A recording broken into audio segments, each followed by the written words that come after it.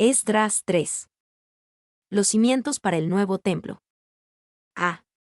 La restauración del culto regular en Jerusalén. 1. Comienzo en el mes séptimo. Cuando llegó el mes séptimo, y estando los hijos de Israel ya establecidos en las ciudades, se juntó el pueblo como un solo hombre en Jerusalén. Cuando llegó el mes séptimo, este era un mes importante en el calendario espiritual de Israel. En el mes séptimo celebraban el día de la expiación, la fiesta de las trompetas y la fiesta de los tabernáculos. B. Se juntó el pueblo como un solo hombre en Jerusalén. Esta fue una señal alentadora de obediencia entre los exiliados que regresaron. En una época de escasos recursos y mucho trabajo por hacer, tomaron el tiempo y el dinero para observar los mandamientos de reunirse en Jerusalén para las fiestas mayores. 2-3. El altar es reconstruido sobre sus antiguos cimientos. Entonces se levantaron Jesúa hijo de Josadac y sus hermanos los sacerdotes, y Zorobabel hijo de Salatiel y sus hermanos, y edificaron el altar del Dios de Israel, para ofrecer sobre el holocaustos, como está escrito en la ley de Moisés varón de Dios. Y colocaron el altar sobre su base, porque tenían miedo de los pueblos de las tierras. Y ofrecieron sobre el holocaustos a Jehová, holocaustos por la mañana y por la tarde.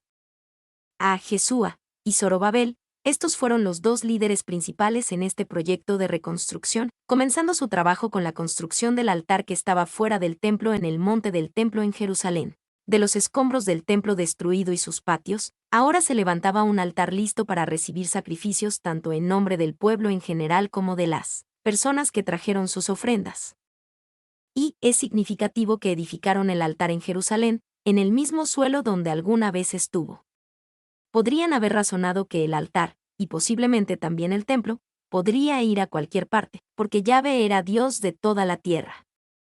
Sin embargo, en la mente judía, solo había un lugar donde el altar y el templo podían estar, en el monte santo de Dios, Salmo 2:6, 99, 9, en su tierra santa, Zacarías 2:12. 2. Jesúa era el nieto de Seraías el sumo sacerdote, quien murió por órdenes de Nabucodonosor, 2 Reyes 25 horas y 18 minutos, 21. Este Jesúa o Josué fue el primer sumo sacerdote después del cautiverio. Clarke. B. Edificaron el altar del Dios de Israel, mucho antes de que pudieran reconstruir el templo. Sabiamente comenzaron con la construcción del altar para holocaustos y otros sacrificios. Y primero edificaron el altar porque era algo que podían hacer con relativa rapidez y facilidad. Comenzamos un gran trabajo haciendo primero lo que podemos. 2. Primero edificaron el altar porque entendían su importancia espiritual.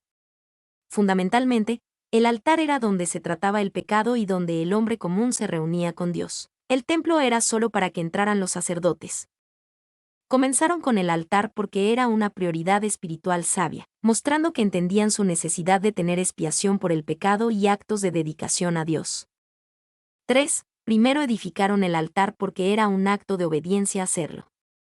Necesitaban reanudar los holocaustos para la expiación de los pecados en la mañana y por la tarde porque esto estaba escrito en la ley de Moisés varón de Dios. 4. Esto es lo primero que debe hacerse antes de que nuestra construcción del templo u otras empresas puedan ser coronadas con éxito. El nuevo comienzo que Dios mismo estaba dando hubiera sido invalidado sin el altar, lo que significaba el perdón por el pasado y consagración renovada para el futuro. Meyer. Así, vemos que el pleno establecimiento de los servicios religiosos precede a la construcción del templo. Una verdad de peso está consagrada en este hecho aparentemente incongruente.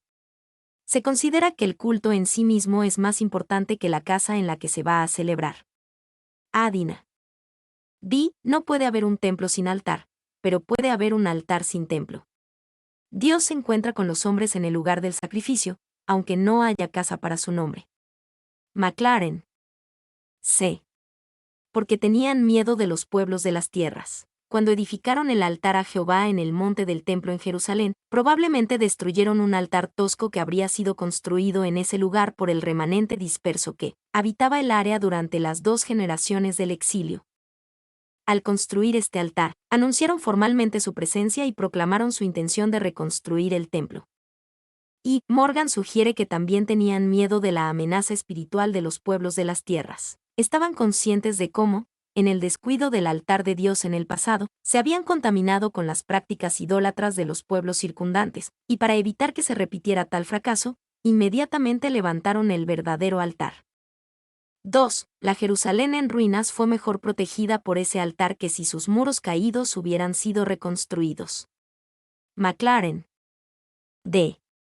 Y colocaron el altar sobre su base. Esto significa que encontraron los cimientos viejos para el altar anterior y construyeron el nuevo sobre el mismo lugar que el antiguo, que se remontaba al altar de David en la era de Arauna. 2 Samuel 24, 16-19. Y el altar fue colocado en su lugar, es decir, en su lugar tradicional y propio, Kidner. Reconstruirlo en el mismo lugar en el que se encontraba anteriormente. Clarke. 2.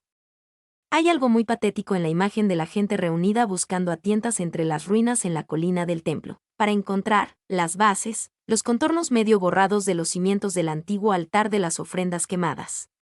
McLaren. 3. La centralidad del altar, asentado sobre sus antiguos cimientos, era esencial para ellos como lo es para nosotros. Tenemos un altar, Hebreos 13:10, la cruz de Jesucristo, colocada sobre sus cimientos antiguos. El altar era para ellos lo que la cruz es para los cristianos bajo el nuevo pacto. 3, 4-6, se observa la fiesta y se reanuda el sacrificio regular. Celebraron asimismo la fiesta solemne de los tabernáculos, como está escrito, y holocaustos cada día por orden conforme al rito, cada cosa en su día. Además de esto, el holocausto continuo, las nuevas lunas, y todas las fiestas solemnes de Jehová, y todo sacrificio espontáneo, toda ofrenda voluntaria a Jehová. Desde el primer día del mes séptimo comenzaron a ofrecer holocaustos a Jehová, pero los cimientos del templo de Jehová no se habían echado todavía. Celebraron asimismo la fiesta solemne de los tabernáculos, esta gran fiesta gozosa, una de las 3 fiestas principales de Israel, celebraba la fidelidad de Dios hacia Israel durante el viaje por el desierto desde Egipto hasta la tierra prometida. Y, durante esta fiesta, se ordenaba a las familias de Israel que acamparan en refugios temporales, destinados a recordarles cómo vivieron sus antepasados durante el Éxodo. En este contexto, cuando al regresar a las ciudades destruidas, se vieron obligados a vivir de esta manera hasta que pudieran reconstruir adecuadamente la fiesta solemne de los tabernáculos, tuvo un significado especial para estos judíos que regresaron a Judá. B. El holocausto continuo, todas las fiestas solemnes de Jehová, toda ofrenda voluntaria a Jehová. Esto describe la reanudación regular del sacrificio en el altar, y todo esto se hizo antes de que se pusieran los cimientos del templo. Y, durante su larga estadía en Babilonia, los judíos no pudieron ofrecer ningún sacrificio, ya que esto solo podía hacerse en Jerusalén. En cambio, estuvieron rodeados por una miríada de templos paganos. En los textos babilónicos se mencionan unos 50 templos junto con 180 santuarios al aire libre, para Ishtar, 300 tarimas para los dioses Ijiji y 1200 tarimas para los dioses Anunnaki. Yemauchi. 2. La luna nueva marcaba el primer día del mes y era un día santo. Números 28, 11-15. Yemauchi. 4. 7. Preparativos para la reconstrucción del templo. Y dieron dinero a los albañiles y carpinteros, asimismo comida, bebida y aceite a los sidonios y tirios para que trajesen madera de cedro desde el Líbano por mar al Jope, conforme a la voluntad de Ciro rey de Persia acerca de esto. Y dieron dinero a los albañiles y carpinteros. Una vez que el trabajo de restauración comenzó en el altar del sacrificio, continuaron reuniendo y contratando a los trabajadores que necesitaban para construir el templo. B. Madera de cedro desde el Líbano. Los cedros del Líbano eran legendarios por su excelente madera. Esto significaba que querían usar los mejores materiales que pudieran en la construcción y los mismos materiales que Salomón usó para construir el primer templo, 1 Reyes 5:6, aunque tenían muchos menos recursos que los que tenía Salomón. C. Conforme a la voluntad de Ciro rey de Persia acerca de esto. Esta voluntad no solo era la autorización legal para construir el templo, sino que también incluía el apoyo financiero de la tesorería real. Permiso también puede traducirse como subvención. Y, dado que el permiso para comprar materiales apenas necesitaría especificarse, es razonable tomarse el trabajo para incluir provisión además de permiso, como con nuestra propia palabra, subvención. Kidner. 2. Esto muestra que usaron dinero gentil para comprar los suministros, del Líbano gentil, para construir el segundo templo. El templo de Salomón utilizó suministros y trabajadores gentiles. Dios ordenó que la construcción del segundo templo también se hiciera con la cooperación de los gentiles. D. Comienza el trabajo en el templo. 1. 8 a 11. Gran gozo y adoración al comenzar el trabajo. En el año segundo de su venida a la casa de Dios en Jerusalén, en el mes segundo, comenzaron Zorobabel hijo de Salatiel, Jesúa hijo de Josadac y los otros sus hermanos, los sacerdotes y los levitas, y todos los que habían venido de la cautividad a Jerusalén. Y pusieron a los levitas de 20 años arriba para que activasen la obra de la casa de Jehová. Jesúa también, sus hijos y sus hermanos, Cadmiel y sus hijos, hijos de Judá, como un solo hombre asistían para activar a los que hacían la obra en la casa de Dios, junto con los hijos de Henadad, sus hijos y sus hermanos, levitas. Pusieron a los sacerdotes vestidos de sus ropas y con trompetas, y a los levitas hijos de Asaf con címbalos, para que alabasen a Jehová, según la ordenanza de David rey de Israel. Y cantaban, alabando y dando gracias a Jehová, y diciendo, porque Él es bueno, porque para siempre es su misericordia sobre Israel, y todo el pueblo aclamaba con gran júbilo, alabando a Jehová porque se echaban los cimientos de la casa de Jehová. En el año segundo de su venida a la casa de Dios en Jerusalén, el trabajo pareció comenzar tan pronto como fue posible, permitiendo los preparativos logísticos descritos en Esdras 3:7. Significativamente, el sitio fue llamado la Casa de Dios en Jerusalén antes de que se construyera el templo y mientras el templo anterior todavía estaba en ruinas. Y esto difícilmente habría pasado desapercibido. El segundo fue el mes en que se inició el templo de Salomón. 1 Reyes 6:1. Kidner. B. Pusieron a los levitas de 20 años arriba para que activasen la obra. La ley de Moisés ordenaba que los levitas comenzaran su servicio a los 30 años de edad. Números 4. 1, 3, 4, 3-47. David cambió el punto de partida para el servicio levítico a 20 años de edad. 1 Crónicas 23-24. Bajo el liderazgo de Zorobabel y Jesúa, adoptaron la práctica revisada de David. C. Y cuando los albañiles del templo de Jehová echaban los cimientos, esta fue una escena memorable. Los sacerdotes estaban vestidos con sus ropas ceremoniales, los músicos estaban listos para que alabasen a Jehová con instrumentos y alabanzas, y ellos cantaban, alabando y dando gracias a Jehová en una presentación organizada. Y, en general, la descripción coincide con la ceremonia masiva y elaborada de dedicación del templo de Salomón. 2 Crónicas 5:13, excepto que se llevó a cabo en circunstancias mucho más humildes. De alabando a Jehová porque se echaban los cimientos de la casa de Jehová. Fue una ocasión apropiadamente gozosa. Desde la destrucción del templo bajo la conquista babilónica, no ha habido un lugar adecuado para el sacrificio y la adoración del pueblo de Israel. Se dio otro paso importante en el largo y difícil proceso de restauración de la adoración bíblica y el servicio a Dios. Y, esta vez no hay arca, ni gloria visible, de hecho, no hay templo, solo algunos comienzos, y pequeños comienzos además. Pero Dios está entronizado en las alabanzas de Israel, y estas podrían ser tan gloriosas como las de Salomón.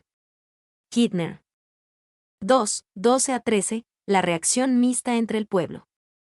Sin embargo, muchos de los sacerdotes, levitas y otros líderes de edad avanzada que habían visto el primer templo lloraron en alta voz al ver los cimientos del nuevo templo. Los demás, en cambio, gritaban de alegría. Los gritos de alegría se mezclaron con el llanto y produjeron un clamor que podía oírse a gran distancia.